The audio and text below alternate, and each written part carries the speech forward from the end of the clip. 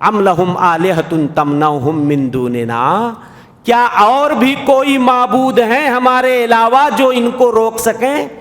ہاں، مصیبت سے ان کو بچا سکیں؟ کوئی اور ہو تو بتا دو، کون مصیبتوں سے بچاتا ہے؟ میرے علاوہ کوئی اور معبود ہے تو لے کر کے آؤ۔ ہاں، لا یستطیعون نصر انفسہم، ارے یہ کیا مدد کریں گے جھوٹے معبود، یہ تو اپنے آپ کی مدد نہیں کر سکتے۔ ولا ہم منا یصحبون، اور نہ ہماری طرف سے ان کی کوئی مدد کی جاتی۔ تو یہ تمہیں کیا ہے، جن کو لوگ بہت پاورفل سمجھتے ہیں، ہمارے پیر صاحب بچا لیں گے، ہمارے فقیر صاحب بچا لیں گے، ہم ان سے بیعت ہو کے آئے ہیں، ہم ان کو نذرانہ ہر مہینے برابر بھیجتے رہتے ہیں، بچا لیں گے کیا یہ مصیبت سے؟ اقترب للناس حسابهم وهم فی غفلۃ معرضون، کہنے لگے ایک ایسی صورت، ایک ایسی آیت آج اتری ہے جس نے ہمیں دنیا بھلا دیا۔ اذہلتنا الدنیا، مجھے زمین کا یہ ٹکڑا نہیں چاہیے، اب تو حساب کے لیے تیار ہونے کا ٹائم آ گیا۔ کائنات کے امام نے فرمایا سنو، سب سے زیادہ چالاک وہ آدمی ہے اکثرہم للموت ذکرا، موت کو جو کثرت سے یاد کرتا ہے، وَأَكْثَرُهُمْ اسْتِعْدَادًا لِمَا بَعْدَهُ، موت کے بعد کی جو سب سے زیادہ تیاری کرے، اولئک ھم الاکیاس، یہی سب سے چالاک لوگ ہیں۔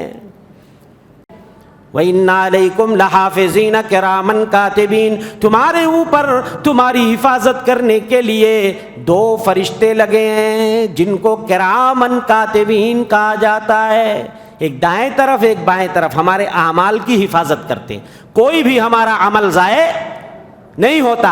ایسے اللہ نے ہماری حفاظت کے لیے فرشتے لگائے۔ اللہ اکبر۔ اللہ فرماتے ہیں لَهُ مُعَقِّبَاتٌ مِّن بَيْنِ يَدَيْهِ وَمِن خَلْفِهِ يَحْفَظُونَهُ مِنْ أَمْرِ اللَّهِ، بندے کی حفاظت کے لیے بہت سارے فرشتے ہیں جو اللہ کے حکم سے اس کی حفاظت کرتے ہیں۔ الحمدللہ رب العالمین والعاقبۃ للمتقین،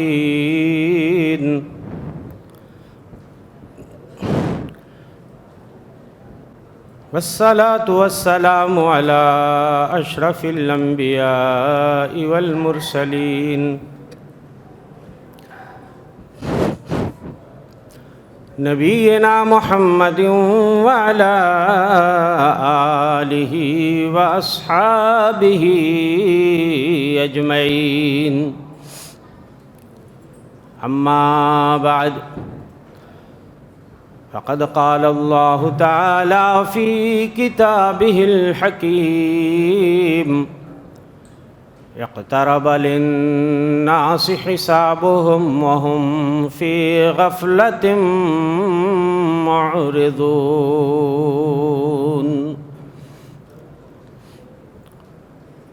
حضرات،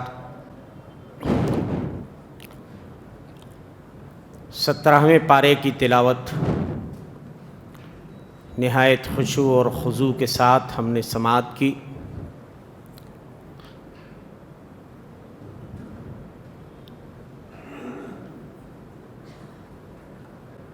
اس پارے کا آغاز جس آیت کریمہ سے ہوتا ہے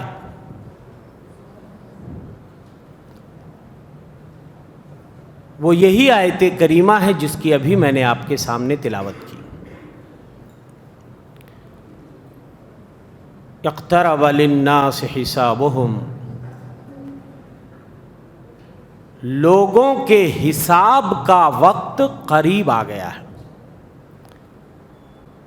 وَهُمْ فِي غَفْلَةٍ مُعْرِضُونَ، اور یہ لوگ غفلت میں اعراض کر رہے ہیں، غفلتوں میں پڑے ہوئے ہیں۔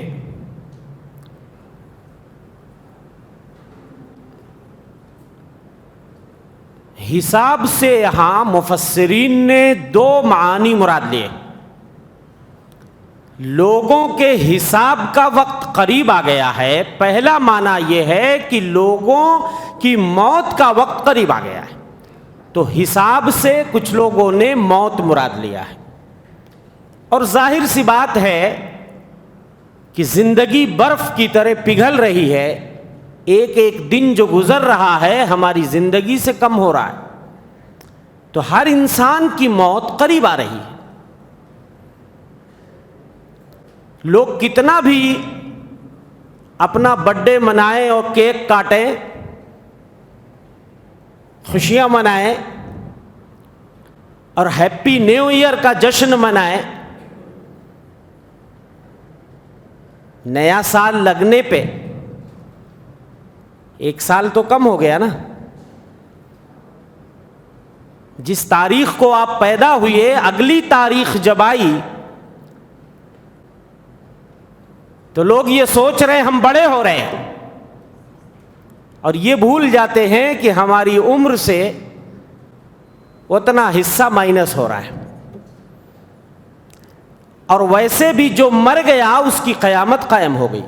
تو کچھ لوگوں نے حساب سے قیامت مراد لیا ہے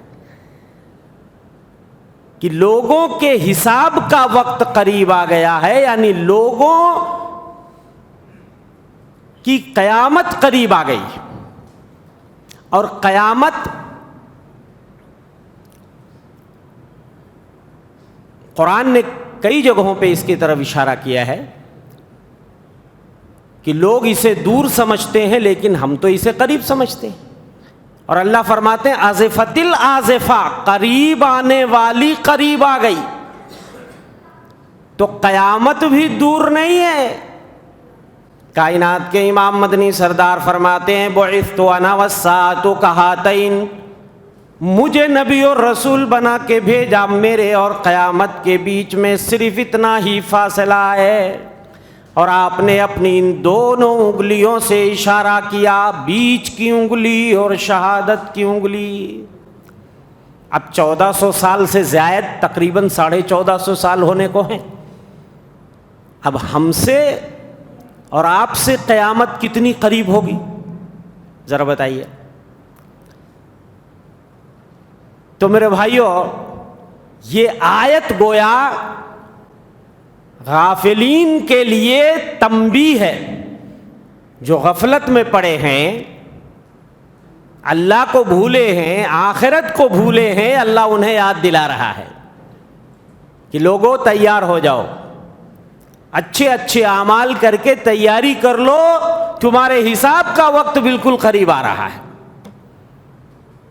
علامہ قرطبی وغیرہ نے اپنی تفسیر میں ایک واقعہ نقل کیا ہے کہ نبی کے اصحاب میں سے ایک آدمی اپنی دیوار بنا رہے تھے، دیوار اونچی کر رہے تھے، ایک دوسرے صحابی کا گزر ہوا تو انہوں نے پوچھا کہ بھائی کیا کر رہے ہو؟ کہنے لگے میں اپنی دیوار بنا رہا ہوں۔ کہنے لگے سنا نہیں آپ نے ایک آیت آج اتری ہے، اقترب للناس حسابهم وهم فی غفلۃ معرضون، لوگوں کے حساب کا وقت قریب آ گیا ہے اور لوگ غفلتوں میں پڑ کے اعراض کر رہے ہیں، منہ موڑے ہوئے ہیں۔ انہوں نے فوراً اپنا ہاتھ کھینچ لیا اور کہا اب میں یہ دیوار ہی نہیں بناؤں گا۔ کہا جب حساب کا وقت قریب آ گیا تو میں یہ دیوار بنا کے کیا کروں گا؟ یہ سوچ تھی ان کی۔ بعض مفسرین نے حضرت عامر ابن ربیعہ کا واقعہ بیان کیا ہے کہ عامر کے پاس عربوں میں سے ایک آدمی آتا ہے مہمان کے طور پہ، تو حضرت عامر بڑی آؤ بھگت کرتے، بڑی ضیافت اور مہمان نوازی کرتے، اور اللہ کے رسول صلی اللہ علیہ وسلم کی خدمت میں ان کو لے کے جاتے۔ اللہ کے رسول صلی اللہ علیہ وسلم زمین کا ایک بڑھیا ٹکڑا، ایک پلاٹ جو ہے ایک وادی میں ان کو دیتے۔ تو وہ آدمی عامر سے کہنے لگے میرے بھائی اتنی زمین میں لے کے کیا کروں گا، اس کا ایک حصہ آپ لے لیجئے۔ عامر ابن ربیعہ نے کہا لقد انزلت علینا سورہ، اسی ٹائم پہ یہ سورت نازل ہوئی تھی، اقترب للناس حسابهم وهم فی غفلۃ معرضون، کہنے لگے ایک ایسی صورت ایک ایسی آیت آج اتری ہے جس نے ہمیں دنیا بھلا دیا، اذہلتنا الدنیا، مجھے زمین کا یہ ٹکڑا نہیں چاہیے، اب تو حساب کے لیے تیار ہونے کا ٹائم آ گیا۔ کائنات کے امام مدنی سردار سے ایک انصاری صحابی نے سوال کیا، ای الناس اکیس یا رسول اللہ، سب سے جینیس آدمی کون ہے، سب سے زیادہ ذہین آدمی کون ہے، سب سے چالاک کون ہے؟ وہی نا جو ہمارے وہاں پیسہ زیادہ کما لے وہی چالاک ہے۔ اگر پیسہ آدمی نہیں کما پا رہا ہے تو اس سے بڑا بے وقوف آج کے ٹائم میں کوئی نہیں ہے۔ کائنات کے امام نے فرمایا سنو، سب سے زیادہ چالاک وہ آدمی ہے اکثرہم للموت ذکرا، موت کو جو کثرت سے یاد کرتا ہے، وَأَكْثَرُهُمْ اسْتِعْدَادًا لِمَا بَعْدَهُ، موت کے بعد کی جو سب سے زیادہ تیاری کرے، اولئک ھم الاکیاس، یہی سب سے چالاک لوگ ہیں۔ تو سب سے چالاک لوگ وہ ہیں جو موت کی تیاریاں کرتے ہیں، موت کے بعد کے مرحلے کے لیے تیاریاں کرتے ہیں۔ جب حساب کا وقت آئے گا اور اللہ سب سے آمنے سامنے گفتگو کرے گا، بیچ میں کوئی ٹرانسلیٹر نہیں ہوگا، سب سے اللہ آمنے سامنے بات کرے گا، اس وقت ہمیں اپنے کاموں کا حساب دینا ہوگا۔ تو میرے بھائیوں، ہمیں اس بڑے دن کے لیے، اس حساب کے دن کے لیے ہمیں اپنے آپ کو تیار کرنا پڑے گا، اور اس کی تیاری اسی دنیا میں کرنی ہے۔ اس بڑے امتحان کی تیاری اسی دنیا میں ہمیں کرنی ہے، اس لیے کہ وہاں حساب ہوگا، عمل نہیں، اور آج عمل ہے حساب نہیں۔ یہاں عمل ہے حساب نہیں، اور وہاں حساب ہوگا عمل نہیں۔ اس کے بعد اسی پارے میں سورہ انبیاء میں اللہ جل شانہ فرماتے ہیں 22 نمبر کی آیت میں، لو کان فیہما آلہۃ الا اللہ لفسدتا، اگر آسمان و زمین میں اللہ کے علاوہ کچھ اور معبود ہوتے تو زمین و آسمان کا نظام بگڑ جاتا، لفسدتا، دونوں کا نظام کیا ہو جاتا؟ خراب ہو جاتا۔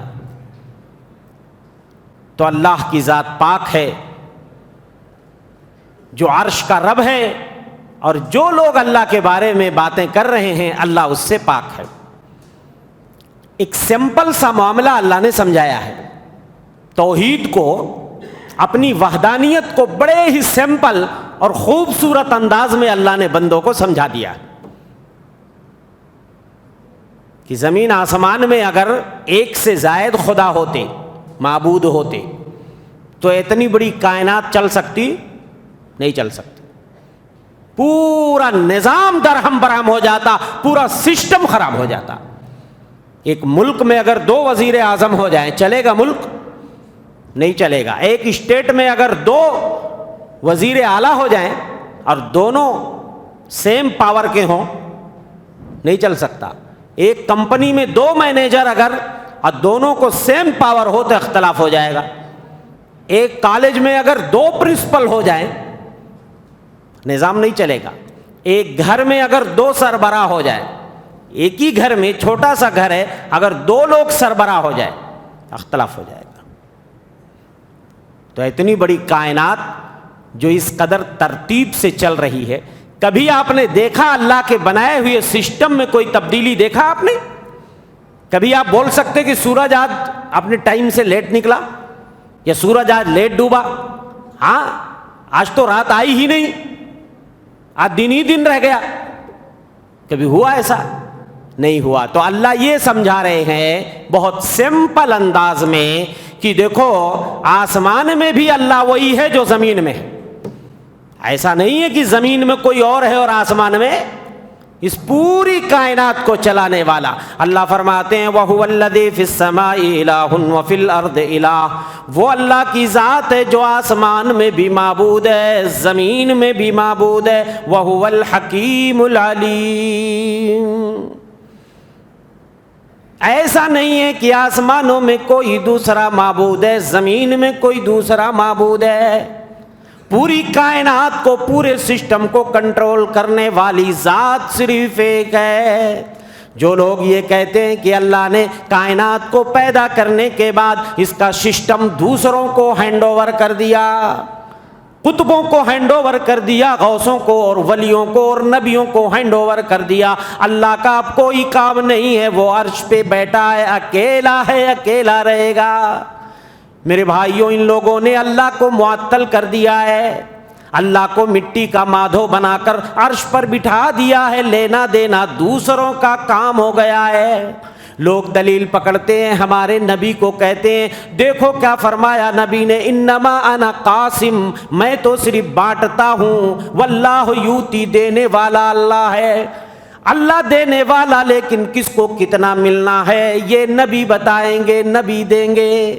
لیکن میرے بھائیوں، استدلال ہی غلط ہے۔ اس کا مطلب یہ نہیں ہے کہ نبی جس کو جتنی روزی چاہیں دے دیں گے، روزی رسا تو وہی ہے۔ مطلب یہ ہے کہ نبی کے پاس کوئی مال اگر کہیں سے آتا ہے، چاہے وہ زکوٰۃ کا مال ہے، عشر کا مال ہے، صدقہ ہے، غنیمت ہے، تو ہمارے نبی اس کو صرف بانٹ دیتے ہیں، تقسیم کر دیتے ہیں، دینے والا اللہ ہے۔ لیکن لوگوں نے اس کا غلط معنی مفہوم بتا کے لوگوں کو اللہ کی توحید سے برگشتہ کر دیا کہ اللہ سے مانگنے کی اب ضرورت نہیں ہے، ہمارے نبی ہی سب کچھ دیتے ہیں۔ اللہ نے نبی کو پاور دے دیا ہے، جاؤ جس کو جتنا دینا ہے دے دو۔ کیسی دھاندلی کرتے ہیں لوگ، اور کس طریقے سے اللہ کے پاور کو گھٹاتے ہیں۔ ہاں، کہ آپ نبیوں سے لے لو، ہاں، ولیوں سے لے لو، بزرگوں سے لے لو، پیروں سے لے لو، تو اللہ کا پھر کیا کام رہ گیا ہے؟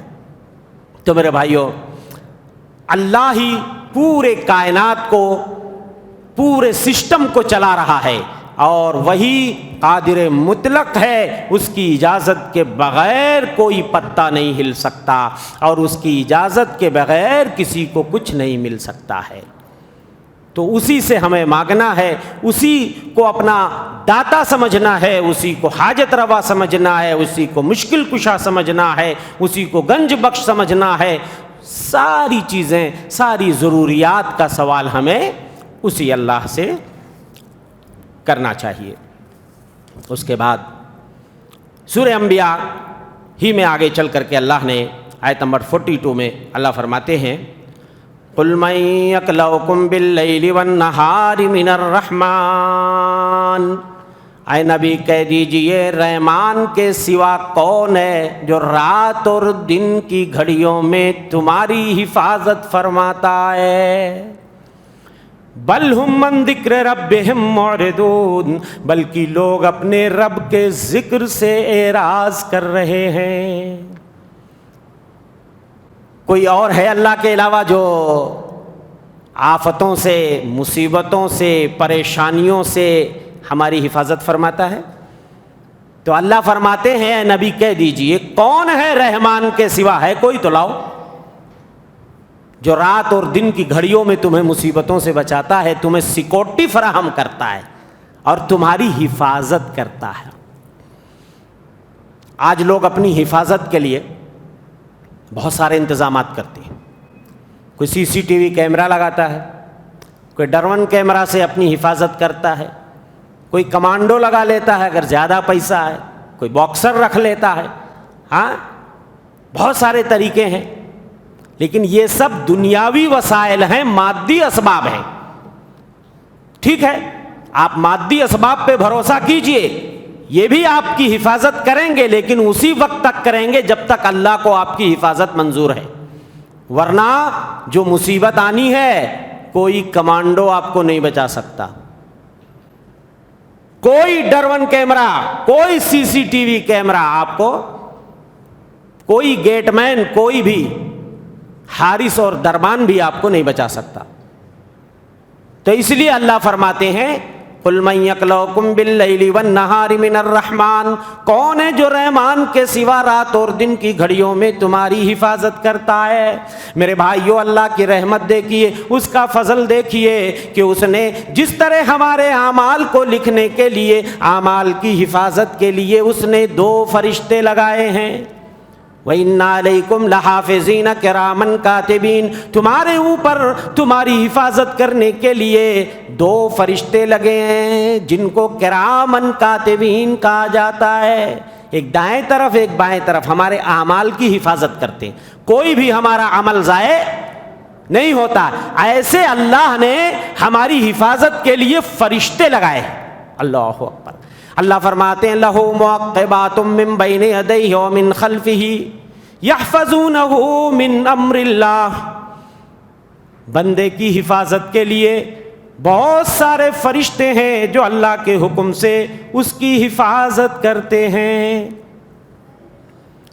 بہت سے مفسرین نے کہا کہ جس طرح 2 فرشتے لکھنے والے ہیں نا، ایسے 2 فرشتے آگے پیچھے بندے کی حفاظت کرتے ہیں، کوئی مصیبت نہ آ جائے، کوئی پریشانی۔ اور یہ حفاظت کافروں کے لیے بھی ہے، مومنوں کے لیے۔ کافروں کی بھی اللہ ہی رچھا کرتا ہے ایک متعینہ مدت تک، مشرکوں کی بھی رچھا کون کرتا ہے؟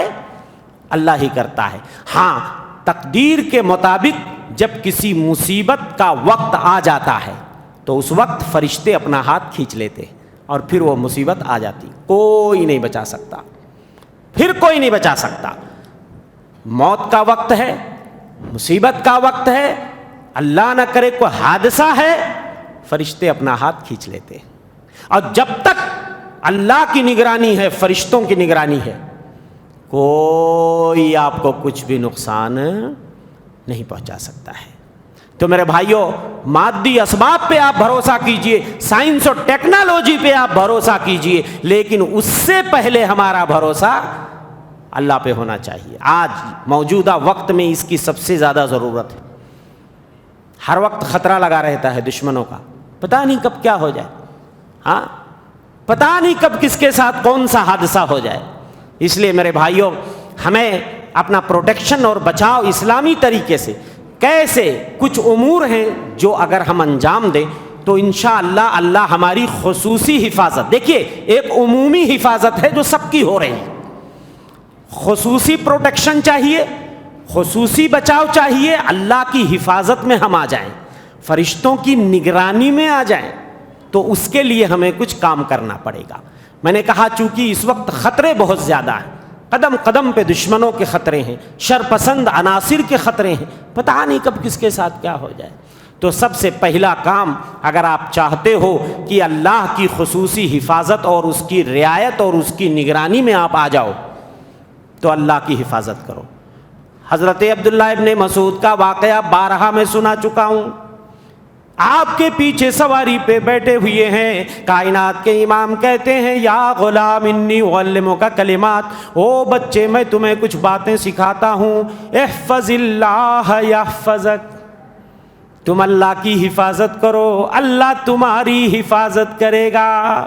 اللہ کی حفاظت سے مراد یہ ہے کہ اللہ کے حدود کی رعایت کرو، اللہ کے حقوق کی حفاظت کرو، دین اسلام کی حفاظت کرو، دین کے اوامر کی حفاظت کرو، اوامر پہ عمل کرو، نواہی سے اپنے دامن کو بچاؤ، تب اللہ تمہاری خصوصی حفاظت کرے گا۔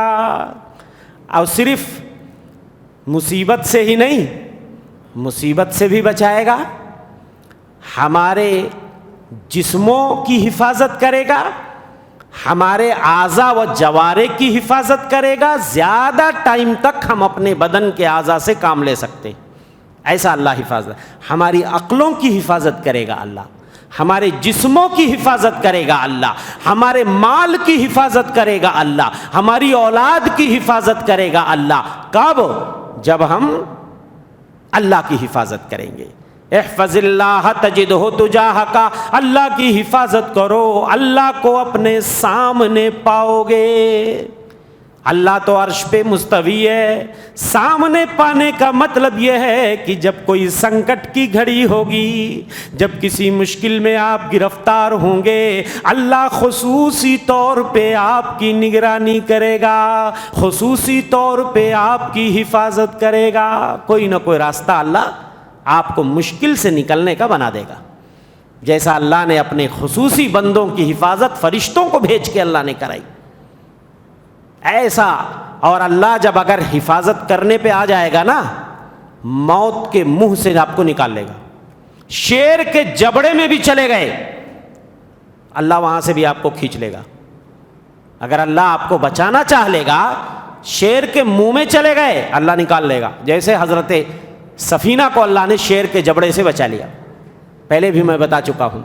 حضرت سفینہ مولا رسول اللہ جب کشتی میں سوار ہوئے اور کسی انجان جزیرے میں جا کر کے بیابان میں جب پہنچ جاتے ہیں، اور جھاڑی میں وہاں جب پہنچتے ہیں تو شیر بیٹھا ہوا تھا، اور جب اس سے کہتے ہیں انا سفینہ مولا رسول اللہ، تو شیر اپنا سر جھکا لیتا ہے اور ان کو لے جا کر کے راستے پہ ڈال دیتا ہے۔ ایسا اللہ حفاظت کرے گا میرے بھائیوں۔ تو پہلا کام ہمیں کیا کرنا ہے؟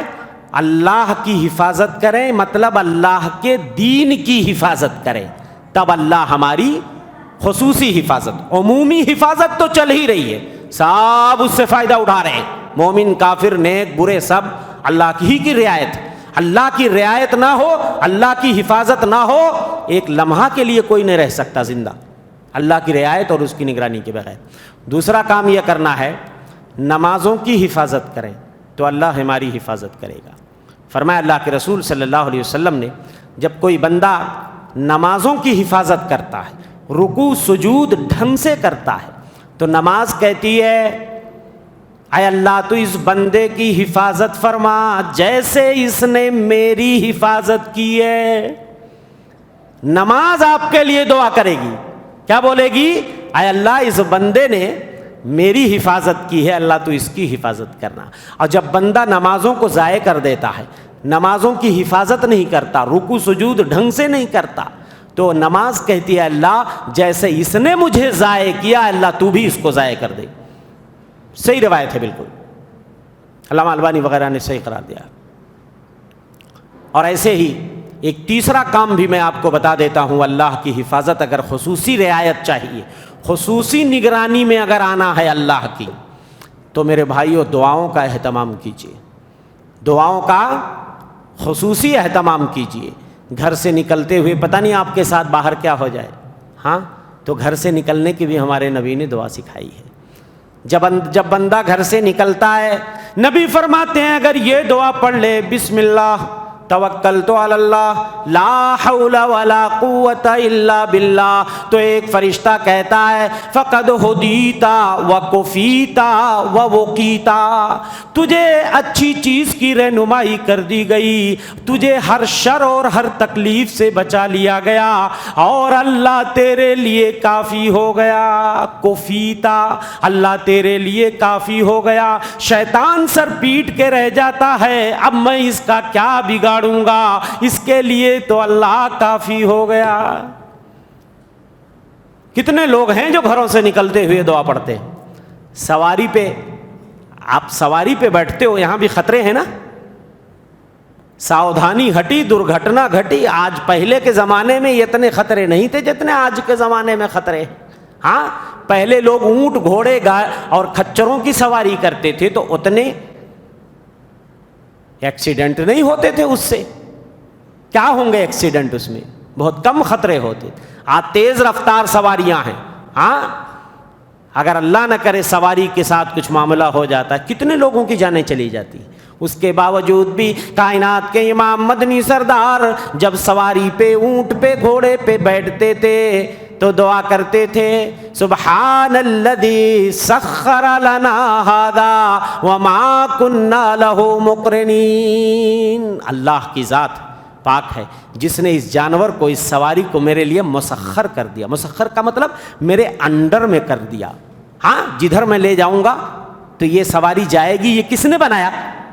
کس نے یہ توفیق دی؟ اگر سواری کو اللہ ہمارے انڈر میں نہیں کرتا تو ہم ادھر لے جاتے ادھر جاتی، لیکن اللہ نے اس کو مسخر کر دیا، ہم اس کو کنٹرول کرنے والے نہیں تھے۔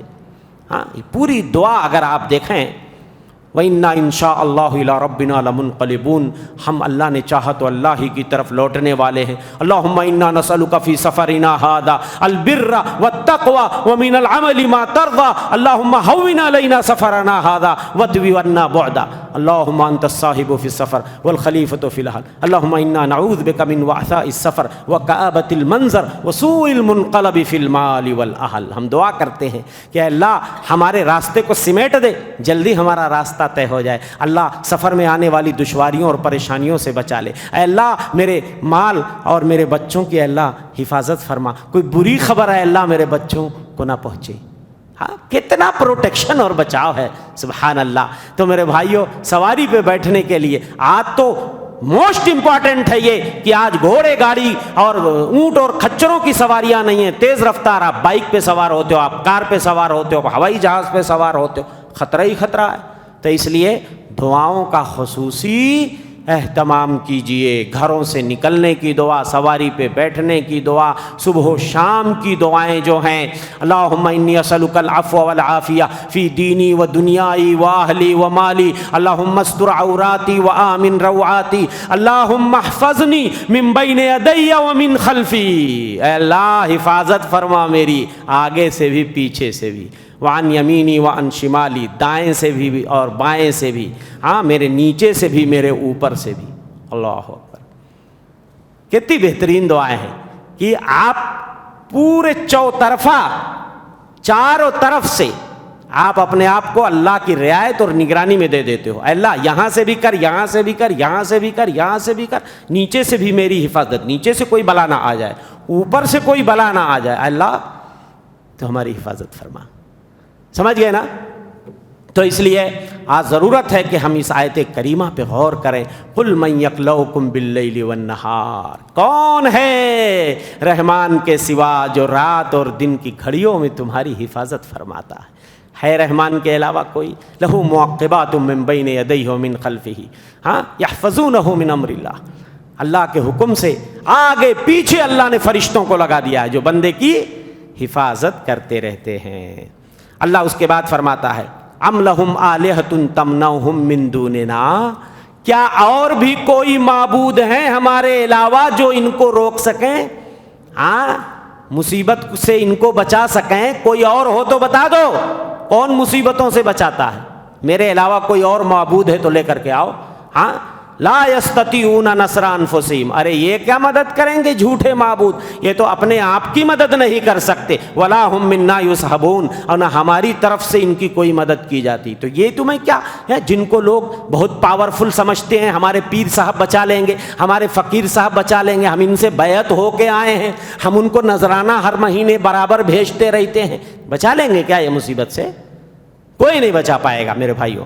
تو اس لیے اللہ کی رعایت اور اللہ کی نگرانی کا ہمیں سوال کرنا چاہیے۔ اس کے بعد اللہ فرماتے ہیں وَنَضَعُ الْمَوَازِينَ الْقِسْطَ لِيَوْمِ الْقِيَامَةِ فَلَا تُظْلَمُ نَفْسٌ شَيْئًا، قیامت کے دن ہم میزان اور ترازو لگائیں گے، عین انصاف والے، ایسے ترازو ہم قیامت میں لگائیں گے جو بالکل انصاف کریں گے، ذرہ برابر کسی پہ ظلم نہیں ہوگا۔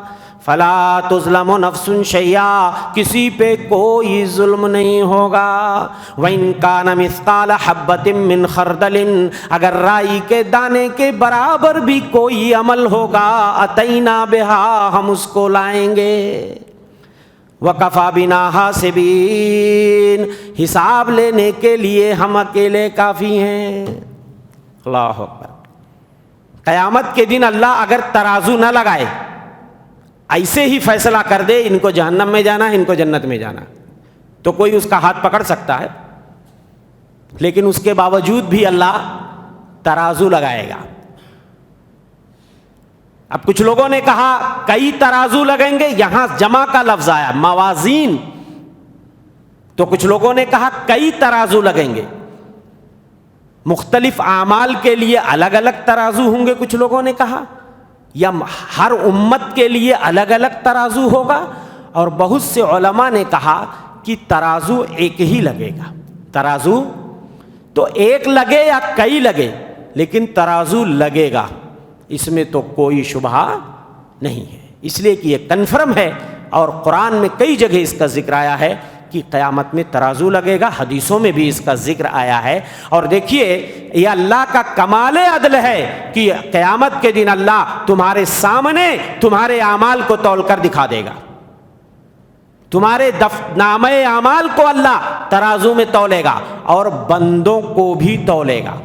ہائے ہائے ہائے، اور وہ عجیب کانٹا ہوگا میرے بھائیوں، دنیا کے ترازو میں آپ کچھ بھی رکھ دو، اینٹ رکھ دو، پتھر رکھ دو، مٹی رکھ دو تو وزن بتائے گا وہ ترازو ایسا ترازو ہوگا، عجیب کانٹا ہوگا کہ وہاں وہ گوشت، ہڈی اور چربی کا وزن نہیں بتائے گا۔ تم 100 kg کے ہو، 150 kg کے ہو دنیا میں، لیکن اگر تمہارے اعمال اچھے نہیں ہیں، ایمان نہیں تھا، تو تمہارا 0.0 آئے گا۔ عجیب کانٹا ہوگا، وزن نہیں بتائے گا۔ ہاں تو دنیا کے کانٹے پہ آپ اس کانٹے کو نہیں کر سکتے۔ تو قیامت کے دن میرے بھائی اللہ فرماتے ہیں قیامت کے دن ہم انصاف کا ترازو لگائیں گے، بندوں کو بھی تول کے دکھائیں گے اور بندوں کے نامہ اعمال کو بھی تول کے دکھائیں گے۔ بندوں کو کیسے تولا جائے گا اس کی دلیل سن لیجئے۔ فرمایا اللہ کے رسول نے انہ لیؤتی بالرجل السمین العظیم یوم القیامہ، قیامت کے دن ایک بہت بڑے موٹے تگڑے آدمی کو لایا جائے گا، پھر اس کو ترازو میں رکھ کے تولا جائے گا، فلا یساوی جناح بعوضہ، ایک مچھر کے پر کے برابر بھی اس کا وزن نہیں ٹھہرے گا۔ کہاں چلے گیا وزن؟ بہت لہیم شہیم آدمی ہے، 100 kg کا ہے، اس سے بھی اوپر ہے، بٹ وہ مچھر کے پر کے برابر بھی نہیں وزن نکلے گا۔ اللہ کے رسول فرماتے ہیں پڑھ لو قرآن کی آیت، فَلَا نُقِيمُ لَهُمْ يَوْمَ الْقِيَامَةِ وَزْنًا، قیامت کے دن ہم انہیں بے وزن بنا دیں گے۔ اور اگر اعمال اچھے ہیں، آدمی دبلا پتلا ہے، ہڈی کا ڈھانچہ ہے، اور اعمال بہت اچھے ہیں، احد پہاڑی سے بھی زیادہ وزنی ہوگا۔ میں پہلے بولا عجیب کانٹا ہوگا، یہ ترازو عجیب ہوگا۔ حضرت عبداللہ ابن مسعود دبلے پتلے صحابی تھے، ایک دم ان کی پڈلیاں، پیر کی ہڈیاں بالکل باریک سی تھیں۔ ایک بار درخت پہ چڑھے مسواک توڑنے کے لیے، ہواؤں نے ان کے ازار کو اڑا دیا تو یہ پڈلیاں کھل گئی۔ نیچے صحابہ کھڑے تھے، ہنسنے لگے، مذاق اڑانے لگے، کتنے دبلے پتلے جی، ہاں کتنی باریک پڈلیاں ہیں۔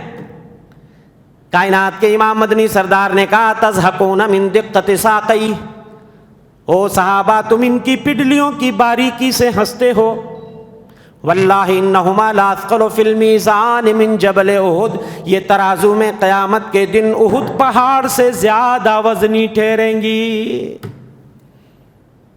اور ایسے ہی نام اعمال بھی تولا جائے گا، دفتر بھی تولا جائے گا۔ اس سے پہلے بھی میں حدیث بتا چکا ہوں کہ قیامت کے دن 99 گناہوں کا رجسٹر ایک آدمی کے سامنے پھیلا دیا جائے گا۔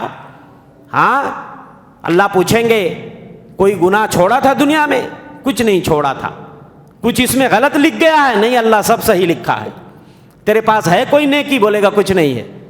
اللہ کہیں گے ایک نیکی ہے اور وہ ہے تیرا لا الہ الا اللہ۔ ایک بطاقہ اور کارڈ پہ لکھا ہوگا اشہد ان لا الہ الا اللہ و اشہد ان محمد رسول اللہ، یہ گواہی جو بندے نے دی ہوگی۔ اللہ کہیں گے لے جا اس کو تولا کے لا۔ فرشتے ابھی وزن کریں گے، اس کو کانٹے میں رکھ کے تولیں گے تو پتہ کیا چلا؟ اعمال کا دفتر بھی تولا جائے گا۔ یہ اس کی دلیل ہے۔ تو اللہ تعالیٰ کئی طرح سے تول کر اطمینان کروا دیں گے۔ تم اپنی نگاہوں سے دیکھ لو، یہ تمہارا دفتر ہے، اس میں کچھ غلط تو نہیں لکھا ہوا ہے، آؤ ہم تم کو تول کے دکھا دیتے ہیں، تم اپنی حیثیت خود ہی پہچان لو۔ ہاں اور میں پہلے بھی بولا کہ اگر اللہ بغیر تولے اگر فیصلہ کر دیتا تو بھی وہ انصاف ہی کرتا، اس کے سوا کچھ نہیں کرے گا وہ سوا انصاف کے۔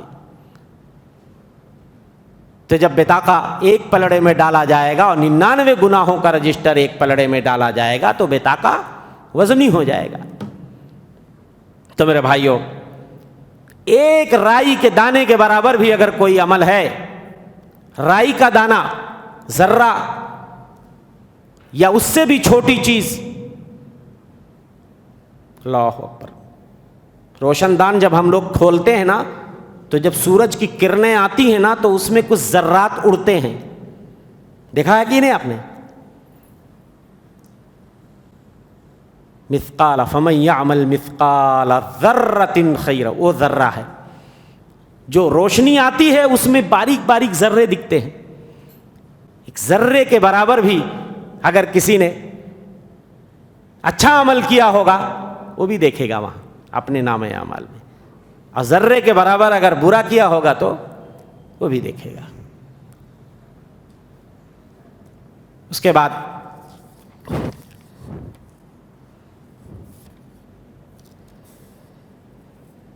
سورہ حج کی تلاوت بھی سنی ہم لوگوں نے۔ پتہ ہے آپ کو حج اسلام کے ارکان میں سے ایک عظیم رکن ہے۔ جو لوگ حج بیت اللہ کی سعادت حاصل کر سکتے ہیں، جن کے پاس طاقت ہے، مال ہے، وہ جا کے واپس آ سکتے ہیں، ان کے بچے بھوکوں نہیں مر سکتے، تو ان کے لیے زندگی میں کم از کم ایک بار حج واجب ہے۔ جب خانہ کعبہ کی تعمیر ہو گئی، حضرت ابراہیم اور اسماعیل خانہ کعبہ کی تعمیر کر کے فارغ ہوئے، تو اللہ نے کہا ابراہیم اب اعلان کرو، اب میرے گھر کا طواف شروع ہو جائے، لوگوں کو بولو حج کرنے آئیں۔ اللہ نے کہا وَأَذِّن فِي النَّاسِ بِالْحَجِّ يَأْتُوكَ رِجَالًا، اے ابراہیم لوگوں میں حج کا اعلان کر دیجئے، منادی کر دیجئے، یاتوک رجالا، وہ آپ کے پاس پیدل آئیں گے، وعلی کل ضامر، اور ہر دبلی پتلی کمزور اونٹنیوں پہ آئیں گے، یاتینا من کل فج عمیق، دور دراز کے راستوں سے یہ اونٹنیاں آئیں گی۔ حضرت ابراہیم نے کہا، بعض مفسرین نے لکھا ہے کہ حضرت ابراہیم نے کہا مولا یہ میری نحیف و نزار اور کمزور سی آواز میں اگر یہاں منادی کروں، اعلان کروں تو کہاں تک جائے گی؟ اللہ نے کہا ابراہیم اعلان کرنا تمہارا کام ہے، اور دنیا کے گوشوں میں تمہاری آواز کو پہنچانا یہ میرا کام ہے۔ حضرت ابراہیم ایک اونچی جگہ پہ کھڑے ہوئے، بعض مفسرین نے لکھا ہے صفا پہاڑی پہ چڑھے، کسی نے کہا جبل ابی قبیس پہ چڑھے، بہرحال کسی اونچی جگہ پہ چڑھ کے اعلان کرتے ہیں، سارے پہاڑوں کو اللہ جھکا دیتے ہیں اور یہ آواز دور دراز تک پہنچ جاتی ہے، اللہ کے گھروں کا لوگ طواف شروع کر دیتے ہیں، اے ابراہیم لوگوں میں حج کی منادی کرا دو۔ حج بیت اللہ کا آغاز ہو جاتا ہے، اور اس وقت سے لے کر اب تک الحمدللہ بڑے جوش و خروش کے ساتھ مسلمان ہر سال اس گھر کی زیارت کے لیے پوری دنیا سے تشریف لے جاتے ہیں۔ یہ رمضان کا مہینہ گزرے گا، حج کے مہینے شروع ہو جائیں گے، حاجیوں کے قافلے جانا شروع ہو جائیں گے، ہر مسلمان کا دل مچلتا ہے کہ کاش کی وہ دیار مقدسہ معظمہ کی زیارت کر لے، کاش کی ایک بار زندگی میں کعبے کو قریب سے اپنی نگاہوں سے دیکھ لے، کاش کی وہ ایک بار کعبے کے پردوں سے چمٹ کے ملتزم پہ اپنا سر رکھ کے رو لے اور اپنے گناہوں کی معافی مانگ لے۔ کس مسلمان کے دل میں حسرت نہیں ہوتی؟ بتائیے مجھے آپ۔ تو میرے بھائیو، یہ سلسلہ انشاءاللہ العزیز قیامت تک چلتا رہے گا، جب تک کہ کعبے کو ایک کالا کلوٹا حبشی غلام ڈھا دے گا۔ لیکن یہ اس وقت ہوگا جب بالکل قیامت قریب ہو جائے گی، جب قیامت کی نشانیاں بڑی ظاہر ہوں گی۔ فرمایا اللہ کے رسول صلی اللہ علیہ وسلم نے، یخرب الکعبۃ ذو السویقتین من الحبشہ، ایک زمانہ آئے گا کہ کعبے کو ایک کالا کلوٹا حبشی باریک پڈلیوں والا ڈھا دے گا، ایک ایک پتھر نکال دے گا۔ لیکن یہ تو اس وقت ہوگا، جب تک تو یہ سلسلہ انشاءاللہ العزیز چلتا رہے گا۔ ہاں، بیچ بیچ میں کچھ ایسے زمانے آئے ہیں کہ جب حج کو موقوف کرنا پڑا ہے، بہت ایمرجنسی حالات میں کچھ ایسے حادثے ہوئے ہیں مکہ میں، ورنہ تو الحمدللہ حج کا سلسلہ زمانے جاہلیت میں بھی لوگ حج کرتے تھے. ہاں کفار و مشرکین بھی شرک پہ ہونے کے باوجود بھی حج کرتے تھے, عمرہ کرتے تھے, خانہ کعبہ کا طواف کرتے تھے. یہ الگ بات ہے کہ ان کے اندر رسمیں آ گئی تھیں اور بہت ساری بری رسمیں آ گئی تھیں. میں آپ کو ایک حادثہ بتاتا ہوں, آپ کے رونگٹے کھڑے ہو جائیں گے. 317 ہجری ہے. قرامطہ ایک فرقہ ہوتا ہے, باطنی فرقہ, جو شیعہ کا باطنی فرقہ, انتہائی غلیظ ہوتے ہیں قرامطہ. 311 ہجری سے انہوں نے حاجیوں کو چھیڑنا شروع کر دیا تھا. حاجیوں کو لوٹ لیتے تھے, حاجیوں کو مار دیتے تھے, ان کے قافلوں کو. ابو طاہر قرمطی نامی ایک بدبخت, وہ 317 میں ایک لشکر لے کر کے 600 سوار اور 900 پیدل آدمیوں کا دستہ لے کر کے وہ کعبہ کی طرف, مکہ کی طرف بڑھتا ہے. اس کو روک دیا جاتا ہے, لیکن وہ وعدہ کرتا ہے, ایگریمنٹ کرتا ہے کہ میں کوئی بھی گڑبڑی مکے میں نہیں کروں گا. بہرحال اس کی باتوں پہ یقین آ جاتا ہے اور اس کو مکے میں داخل ہونے دیا جاتا ہے. 317 ہجری میں جو حج ہوا, اس سال جب حاجیوں کے قافلے پوری دنیا سے آ کے مکہ میں بھر گئے, کعبہ میں بھر گئے, انہوں نے غداری کی, ایسی غداری کی کہ ان کے آدمیوں نے پکڑ پکڑ کے ایک ایک حاجیوں کو جب مارنا اور قتل کرنا کعبے کے اندر, قسم اللہ کی, مورخین نے لکھا ہے زمزم کا کنواں لاشوں سے بھر دیا تھا. 30,000 حاجیوں کو انہوں نے قتل کیا تھا. حجر اسود کو توڑ کر کعبے کے پلروں کو توڑ دیا اور حجر اسود کو اکھاڑ کے اپنے ساتھ حجر لے کے چلے گئے اپنے ساتھ. 22 سالوں کی مشقت کے بعد جا کر کے تب حجر اسود کو دوبارہ لایا گیا ہے اور اس کی جگہ میں لگایا گیا ہے. اسی لیے اس کے ٹکڑے آپ کو ٹوٹے ہوئے نظر آئیں گے. یہ ہیں قرامطہ. اس کے علاوہ اور بھی حالات مکے میں کشیدہ ہوئے ہیں. اس سے پہلے سن 72 میں جب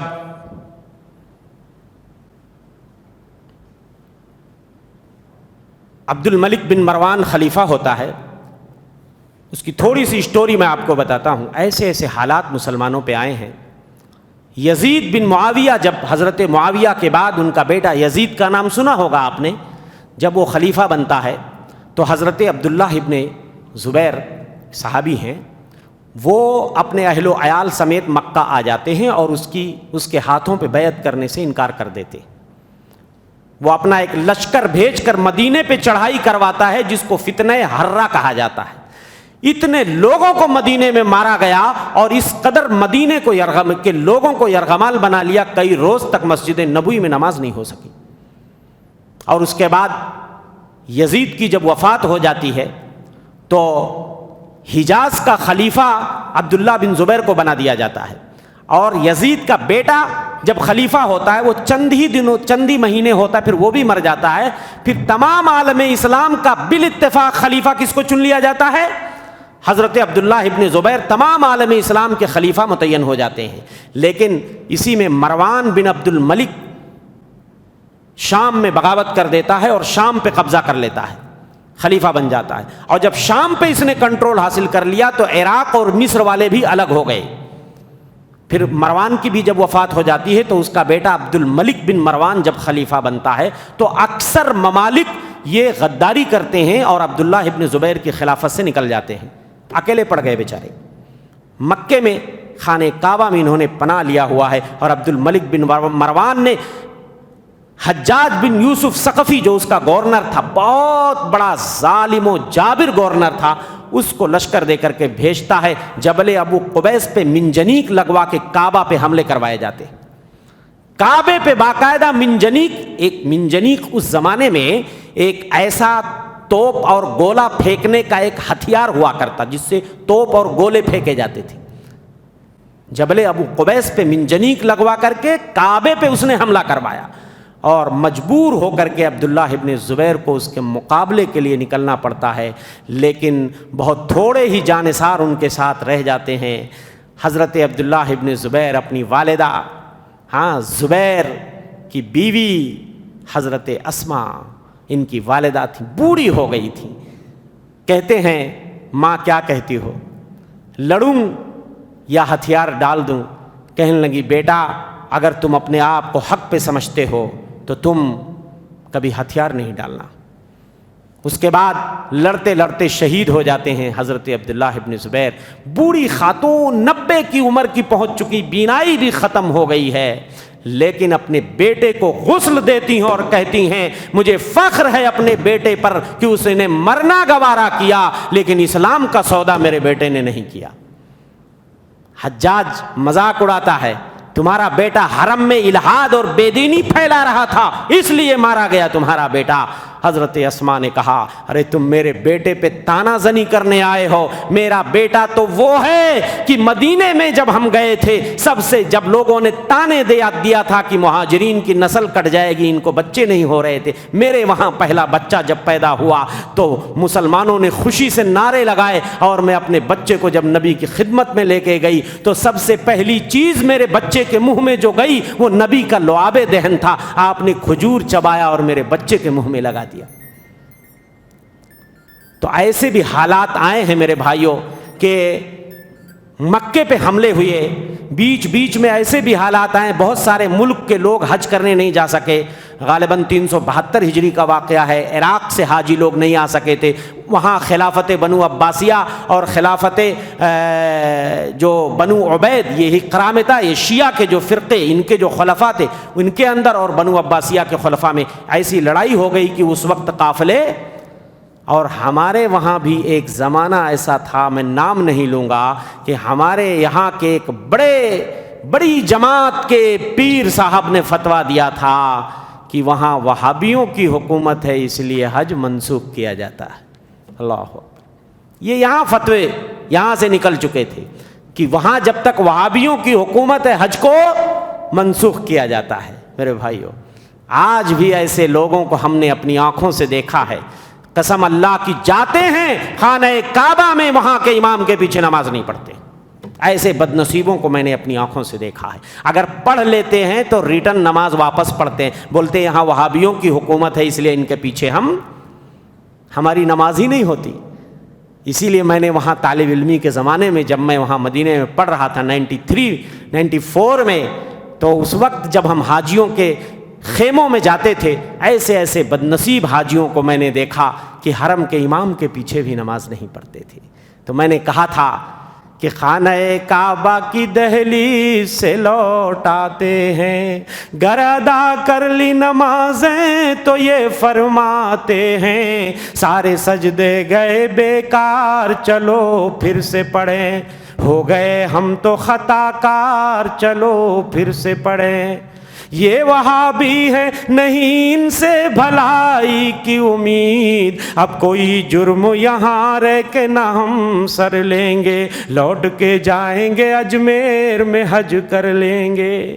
ایک حاجی صاحب ملے ہم کو مینا میں، کہنے لگے بیٹا 7 بار اجمیر چلے جاؤ تو ایک حج کا ثواب ملتا ہے. میں 7 بار اجمیر کو ہو کے آیا، ہاں اور پھر یہاں آیا ہوں، یہ میرا دوسرا حج ہے. میں نے کہا حاجی صاحب توبہ کرو، یہی پہلا ہے اور ڈھنگ سے کر لو نہیں یہ بھی گیا، توبہ کرو شرک سے بدعت سے. یہاں ایسے لوگوں کے ذہنوں کو خراب کر کے اور زہر بھر کے بھیجتے ہیں. ہم لوگ وہاں کیسٹ اور کتاب بانٹتے تھے، ڈسٹریبیوشن کرتے تھے، لوگوں کو حاجیوں کو دیتے تھے. کتنے لوگ منع کر دیتے، نہیں جی یہ وہابیوں کی کتابیں ہیں، ہم نہیں لیتے اس کو، یہ کیسٹیں ہم نہیں سنتے، اور یہاں پہ ہماری نمازیں نہیں ہوتی. میرے بھائیوں اللہ تعالیٰ اگر سینوں پہ مہر لگا دے، قسم اللہ کی کعبے کی دہلیز پہ پہنچ کر بھی ایسے اس کو ہدایت نہیں ملتی.